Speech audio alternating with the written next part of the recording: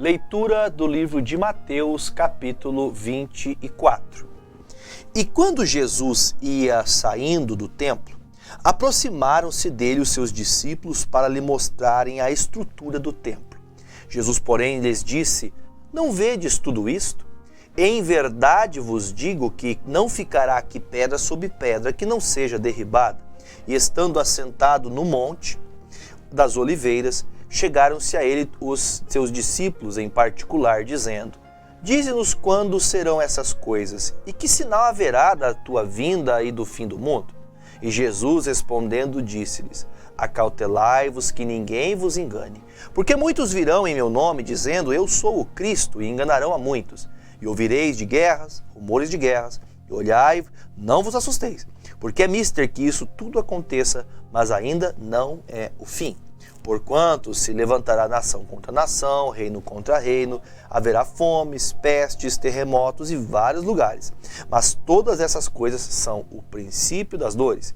Então vos hão de entregar para serdes atormentados e matar-vos-ão, e sereis odiados de todas as gentes por causa do meu nome. Nesse tempo, muitos serão escandalizados, e trair-se-ão uns aos outros, e uns aos outros se aborrecerão.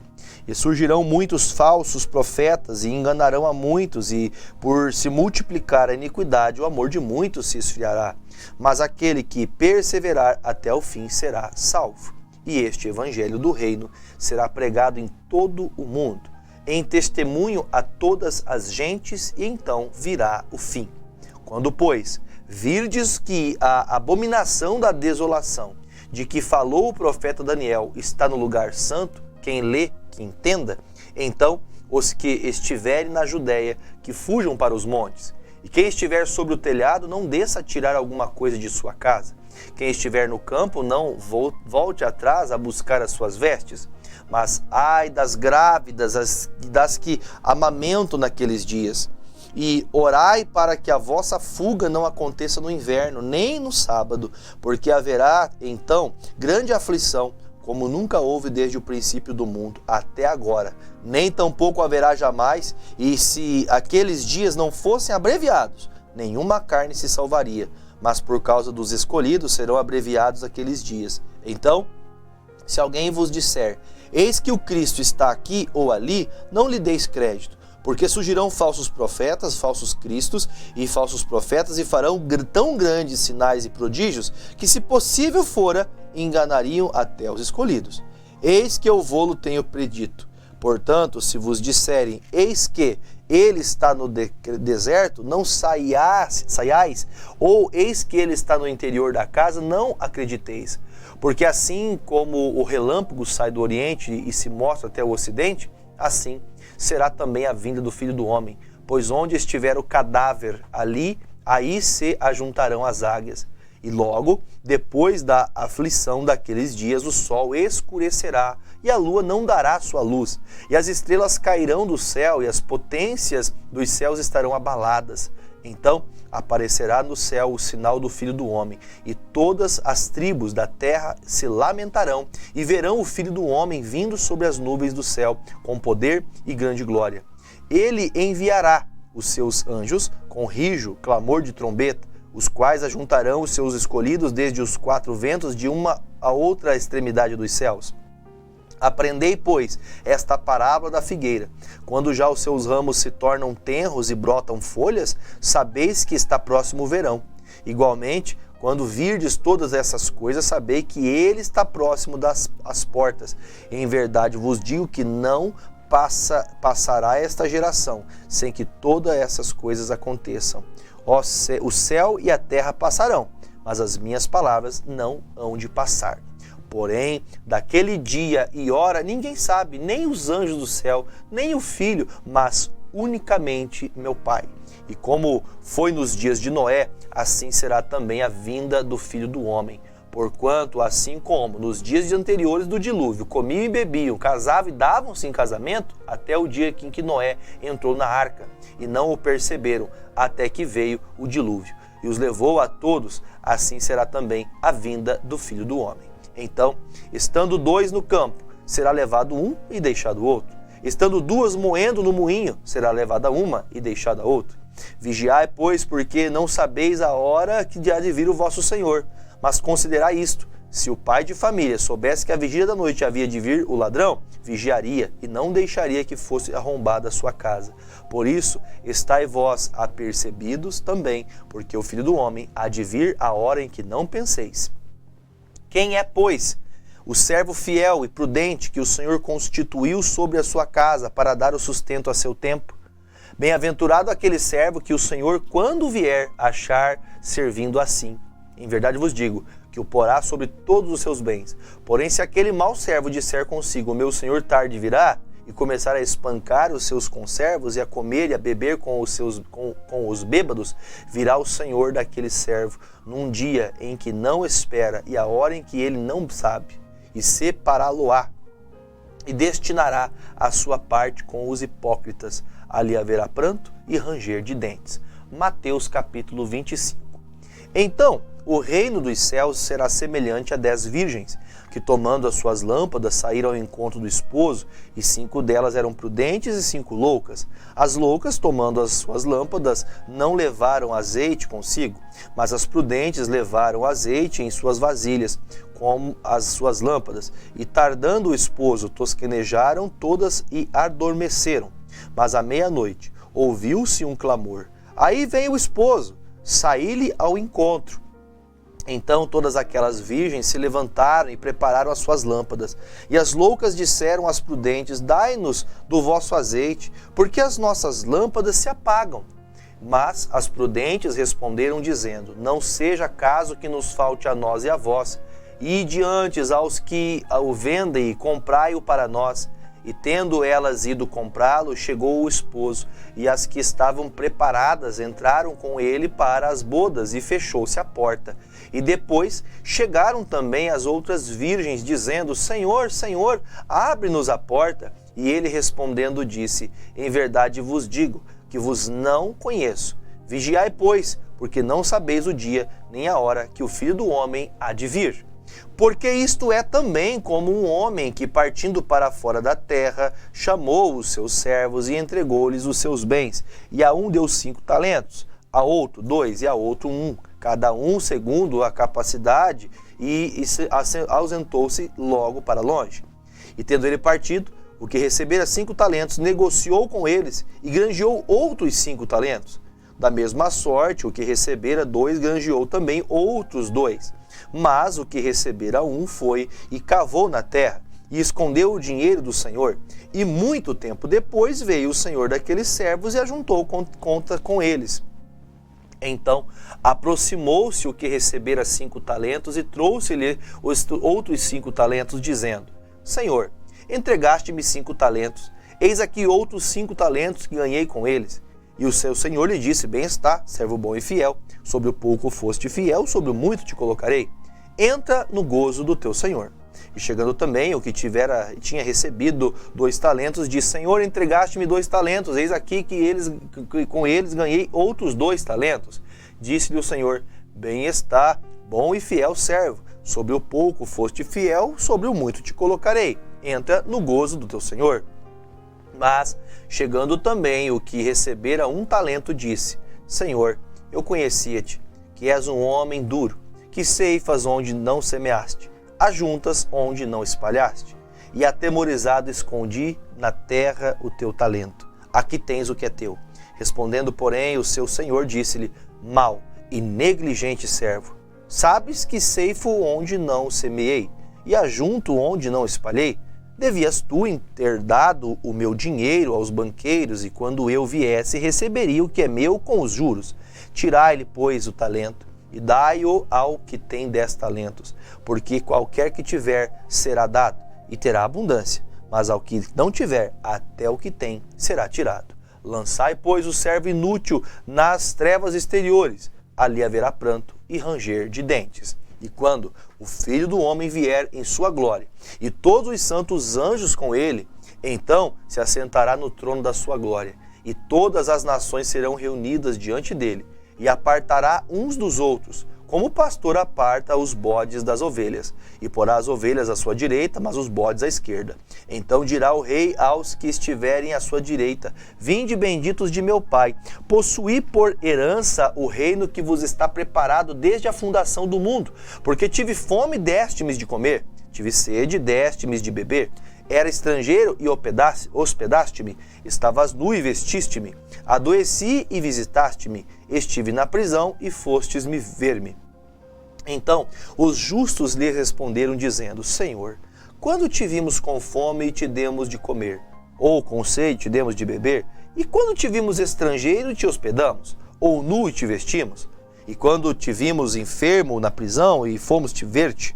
Respondendo o rei lhes dirá: em verdade vos digo, que quando fizestes a um destes meus pequeninos irmãos, a mim o fizestes. Então dirá também aos que estiverem à sua esquerda: apartai-vos de mim, malditos, para o fogo eterno, preparado para o diabo e seus anjos. Porque tive fome e não me deste de comer, tive sede e não me deste de beber, sendo estrangeiro não me recolhestes, estando nu não me vestistes, estando enfermo na prisão não me visitastes. Então eles também lhe responderam dizendo: Senhor, quando te vimos com fome, ou com sede, ou estrangeiro, ou nu, ou enfermo, ou na prisão e não te servimos? Então lhes responderá dizendo: em verdade vos digo que quando a um destes pequeninos o fizestes, não o fizestes a mim. Irão estes para o tormento eterno, mas os justos para a vida eterna. Mateus capítulo 26. E aconteceu que quando Jesus concluiu todos estes discursos, disse aos seus discípulos: bem sabeis que daqui a 2 dias é a Páscoa, e o Filho do Homem será entregue para ser crucificado.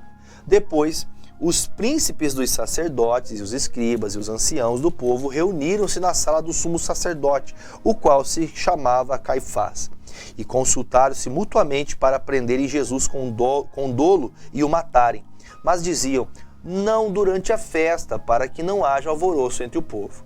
E estando Jesus em Betânia, em casa de Simão o leproso, aproximou-se dele uma mulher com um vaso de alabastro, com unguento de grande valor, derramou-lhe sobre sua cabeça, e quando ele estava sentado à mesa.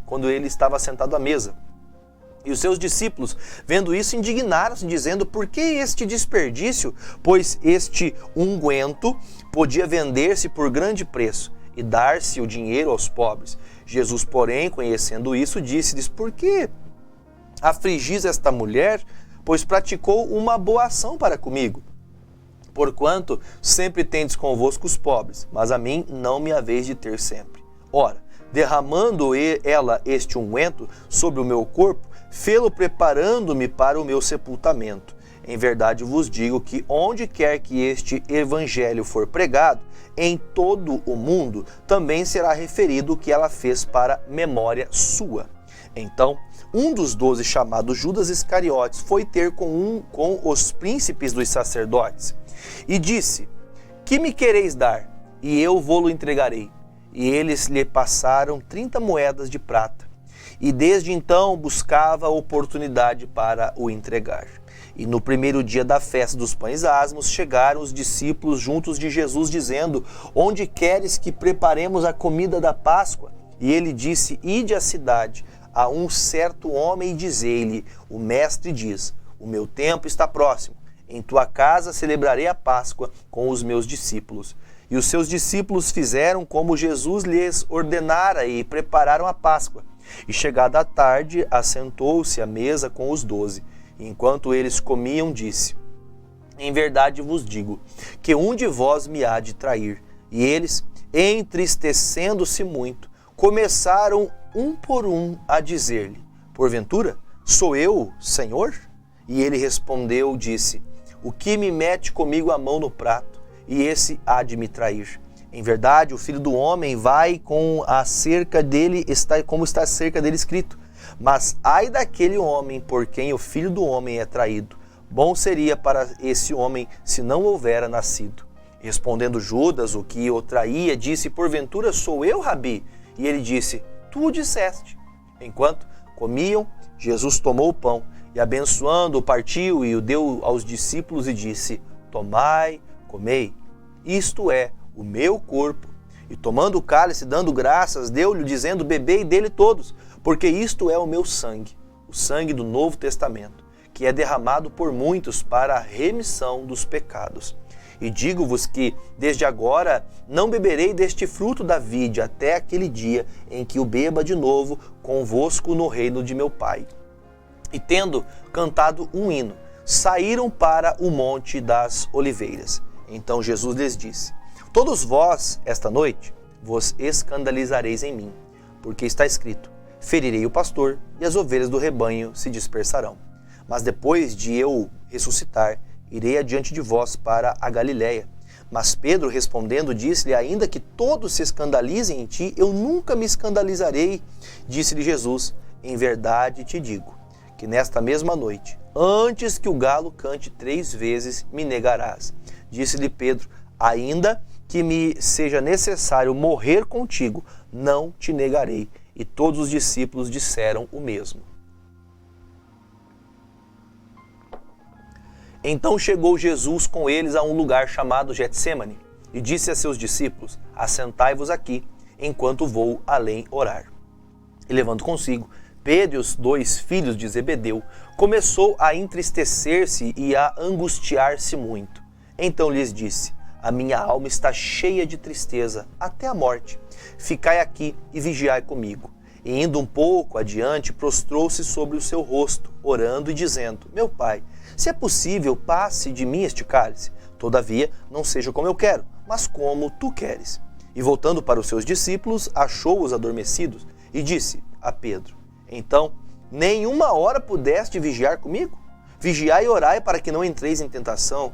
Na verdade, o espírito está pronto, mas a carne é fraca. E indo 2ª vez, orou dizendo: meu Pai, se este cálice não pode passar de mim sem eu o beber, faça-se a tua vontade. E voltando, achou-os outra vez adormecidos, porque os seus olhos estavam carregados. E deixando-os de novo, foi orar pela 3ª vez, dizendo as mesmas palavras.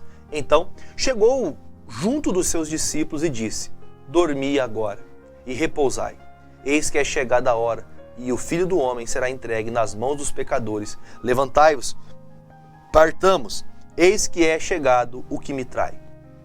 E estando ele ainda a falar, eis que chegou Judas, um dos 12, com ele, e grande multidão com espadas, porretes, vinda da parte dos príncipes dos sacerdotes, dos anciãos do povo.